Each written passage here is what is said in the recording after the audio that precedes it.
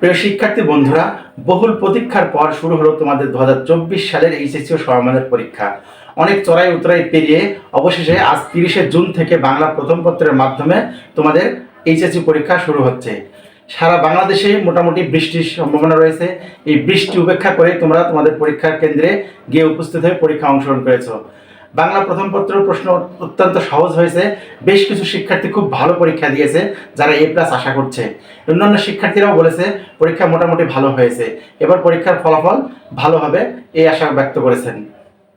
উল্লেখ থাকে যে পরীক্ষা পেছানোর দাবিতে শিক্ষার্থীরা মানববন্ধন করেছে, মাননীয় প্রধানমন্ত্রীর কার্যালয়ে স্মারকলিপি প্রদান করেছে। তারপরেও শিক্ষা মন্ত্রণালয় থেকে পূর্ব প্রস্তুতি অনুযায়ী 30শে জুন পরীক্ষার আয়োজন করা হয়েছে। এই পরীক্ষার দিন সকালে সারা বাংলাদেশে মোটামুটি বৃষ্টি রয়েছিল। এই বৃষ্টি উপেক্ষা করেই তোমরা পরীক্ষার কেন্দ্রে উপস্থিত হয়েছো এবং তোমরা পরীক্ষায় অংশগ্রহণ করেছো। খুব সকাল থেকে বৃষ্টির কারণে পরীক্ষার্থীরা কেন্দ্রে পৌঁছতে বেগ পেতে হয়। একেতে বৃষ্টি, অন্যদিকে যানজটের কারণে পরীক্ষার্থীরা কেন্দ্রে পৌঁছতে অনেকটাই বেগ পেতে হয়। অনেক শিক্ষার্থীর সময়মতো পরীক্ষার কেন্দ্রে পৌঁছতেও পারে নাই। উল্লেখ থাকে যে পাহাড়ি ঢল এবং বৃষ্টির কারণে বন্যা হওয়ায় সিলেট বিভাগের পরীক্ষা স্থগিত রাখা হয়।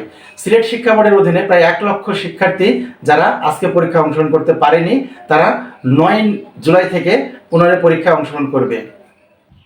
পরীক্ষার্থীরা জানিয়েছে সিকিউ পরীক্ষাটা তাদের খুব ভালো হয়েছে, কিন্তু এমসিকিউটা একটু খারাপ হয়েছে।